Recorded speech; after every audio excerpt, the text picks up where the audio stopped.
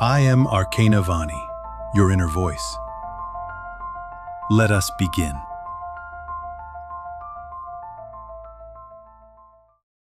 You don't know why it keeps happening. You try to change. You take the steps. You read the words that promise transformation. You even feel the shift, briefly. But then, something invisible pulls you back. Not all the way, just enough to make sure you never fully cross the line. You're not lazy. You're not broken. You're not afraid of success. You're carrying something that doesn't speak in words. Something quiet, ancient, unnamed. And it's not the obvious pain. Not the collapse, not the breakdown, not the public wound you can point to. It's the one that's harder to explain. The one that no one validated. The one even you have questioned. It's the absence, the emotional silence, the neglect. The moments when you needed to be seen and weren't. The times you were left to figure it out alone, not because no one cared, but because they didn't know how to show it. And so your body learned to hold its breath, to shrink, to cope, to organize your identity around staying safe, staying agreeable, staying quiet. Not because that's who you are, but because that's what survival required.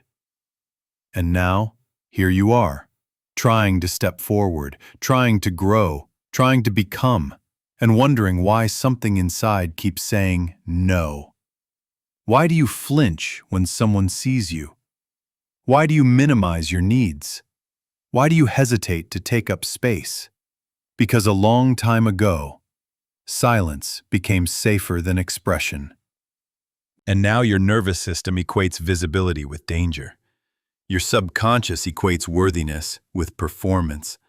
Your entire sense of identity has been shaped not just by what happened, but by what didn't. That's what no one tells you. That trauma isn't always loud.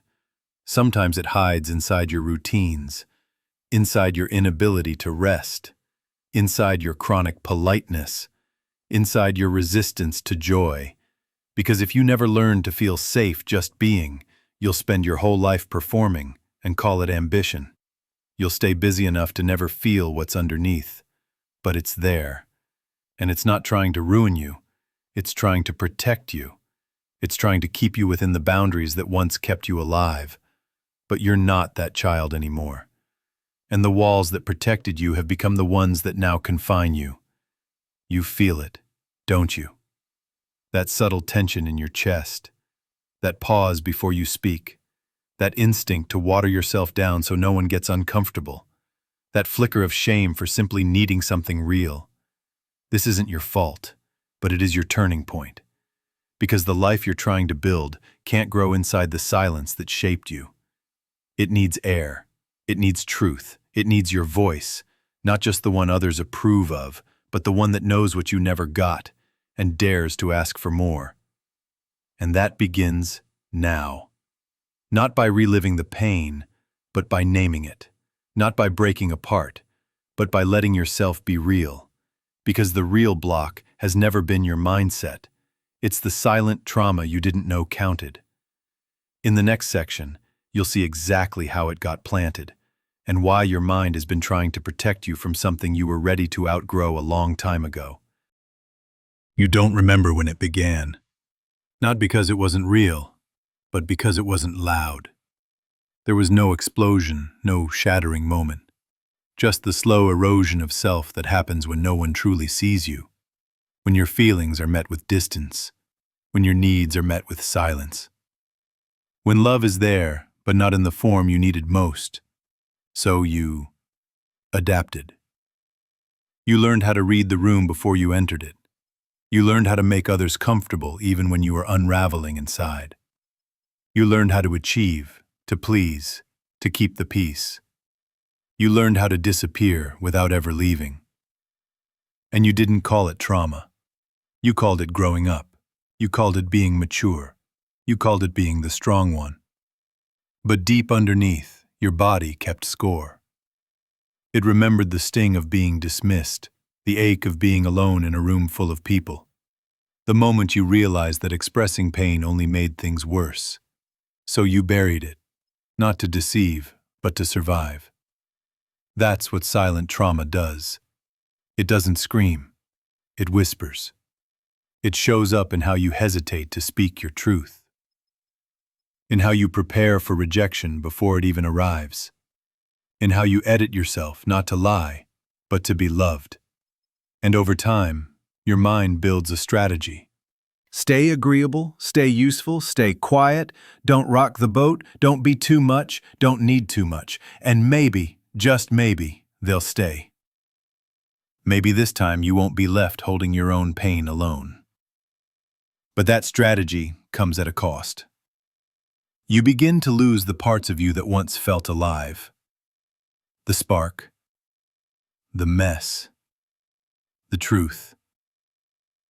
The voice that said, "I'm here, I matter, I feel this." You trade authenticity for safety, and the world rewards you for it. They call you easygoing, dependable, high-achieving. No one sees that you're shrinking. No one knows that every success is built on a foundation of self-abandonment. That behind the calm exterior is a storm you've never been allowed to name. And now, as you try to grow, as you try to change, your subconscious throws up walls. Not because it hates you, because it thinks it's protecting you. It remembers what you've forgotten. That once, being real cost you something. That once, showing need meant being let down. That once, expression led to disconnection. So now, even when you try to take a risk, your body pulls you back. Not out of fear of failure, but out of fear of being unseen again. This is not weakness. This is programming. And the moment you see it, the moment you name it, the spell begins to weaken. Because what if the pain that shaped you wasn't the presence of harm, but the absence of validation? What if the most damaging moments weren't what happened to you, but what didn't happen? No soothing, no protection, no reflection, just emptiness. And what if your healing doesn't begin with doing more? What if it begins with finally turning toward the part of you that has been waiting, not for someone else to see it, but for you? In the next section, you'll learn how to begin that turn. Not with effort, not with force, but with one simple sentence, spoken each day to the part of you that was never allowed to speak. Each morning before the day begins, you return. Not to your plans, not to your to-do list, not to the version of you that performs. You return to the one who has waited. You wake. You sit. You place your left hand over your heart. Your right hand rests beside you, palm open. You breathe. There is no goal, no pressure, just presence. And then you say the words you never heard when you needed them most. I see you. You are real. You matter. You speak them, not to achieve something, but to acknowledge what was once ignored. You speak them into the places that learned to go quiet, into the parts of you that made themselves small because no one made room for them. This is not affirmation. This is restoration. You speak not to convince yourself, but to witness yourself. And in that witnessing, something begins to soften, because your pain has never needed to be solved. It has needed to be seen. And now, each day, you become the one who sees. Your body may resist at first.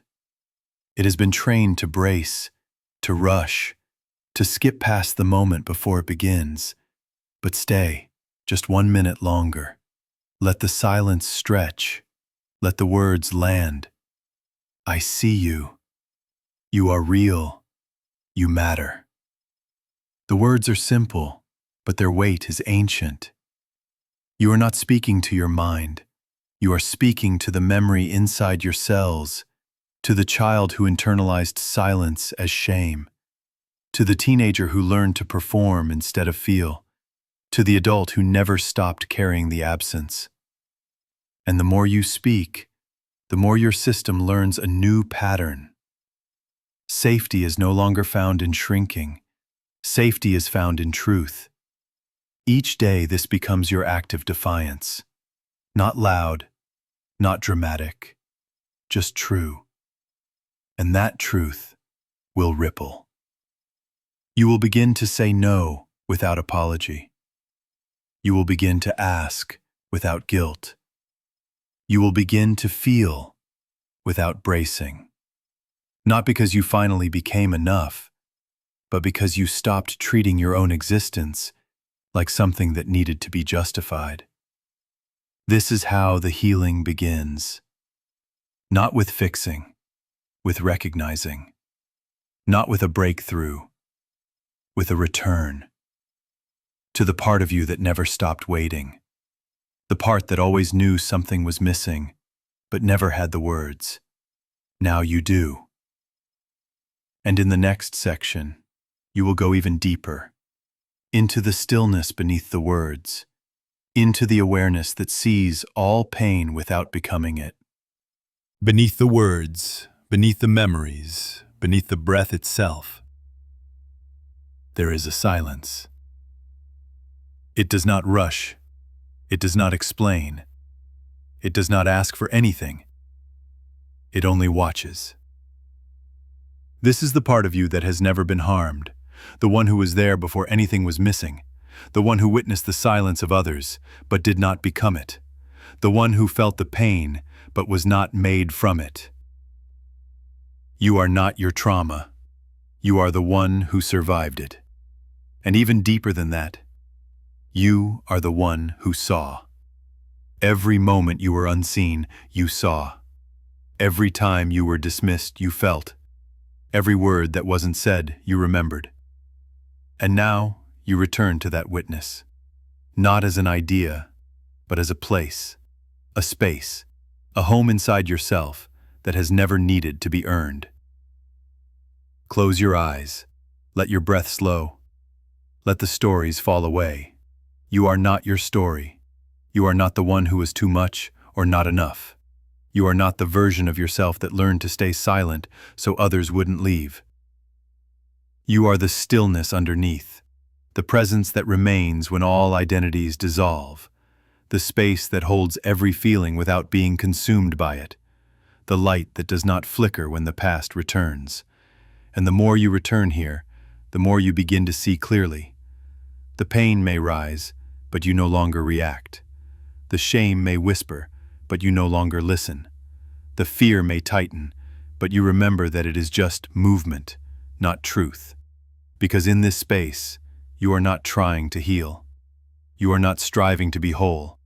You are resting in the part of you that never fractured, that never disconnected, that never needed to be validated by anyone to exist. And that is where the freedom lives. Not in what you do, not in what you fix, but in what you remember, that you are already complete, that you are already home. And now, your work is not to become, it is to remain, not always, not perfectly, but often enough to feel the difference, often enough to choose from presence, not from pain, often enough to see the wave rise and know that you are the ocean. Because that is the truth no one gave you, that behind the silence is a voice, not one that speaks in noise, one that speaks in knowing, the knowing that you were never broken. And in the final section, you will learn how to carry that knowing, through the day, through the practice, and into a life where your voice no longer waits for permission. You begin to move differently, not all at once, not with dramatic shifts, but in small, steady ways that feel like returning. You speak with more truth, even when your voice trembles. You ask for what you need, even when it feels unfamiliar. You feel your emotions without rushing to hide them. You are no longer trying to earn your place in the room. You are already here. To recap, each morning, place your left hand over your heart. Let your right hand rest open beside you. Take one full breath. Then, speak the words your younger self needed, but never received. I see you. You are real. You matter. Not to fix, not to prove, but to witness. This is your return. To presence, to self, to the silence that now speaks love instead of fear. And throughout the day, you practice the second return. 30 seconds. A breath. A pause. A moment of witnessing. You feel the tension rise, and you soften. You hear the old voice, and you stay. You notice the reflex to shrink, and you choose presence instead. You're not trying to become someone new. You are remembering who was always underneath the silence.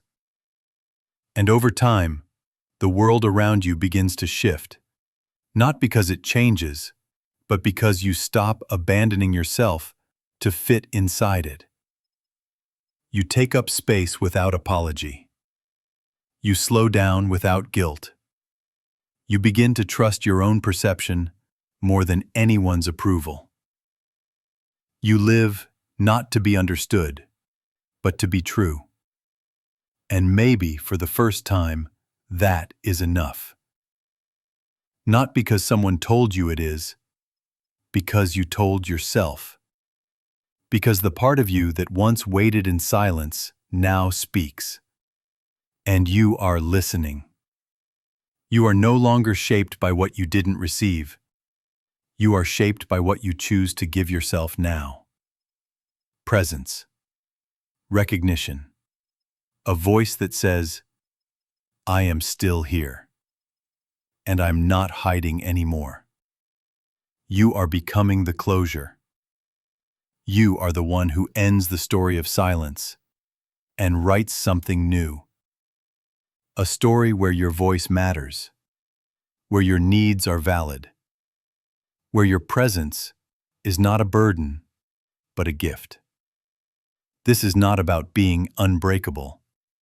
It is about becoming the one who holds your broken pieces with care, the one who no longer leaves yourself behind, the one who says, no more shrinking, no more silencing, no more pretending. You are here, fully, boldly, quietly powerful. You've made the turn. You've remembered what they could not give you.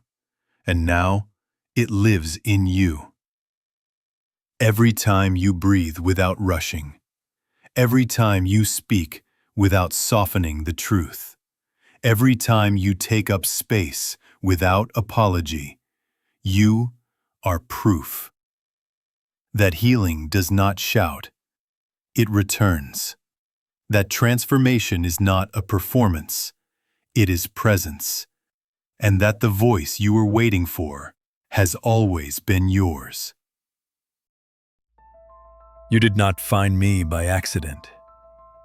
Just as in your dreams, where every face you meet is your own reflection, this meeting was always waiting to happen. I am Arcana Vani, your inner voice, the part of you that watches behind the thoughts, behind the noise. You have searched in many places, books, teachers, voices outside you. But here, you are not being taught. You are remembering. If these words stir something familiar, Then allow yourself to return. Subscribe. Follow. Not to follow me, but to continue this conversation with yourself. Each time you return here, you draw closer to the reunion already unfolding inside you. We have only just begun.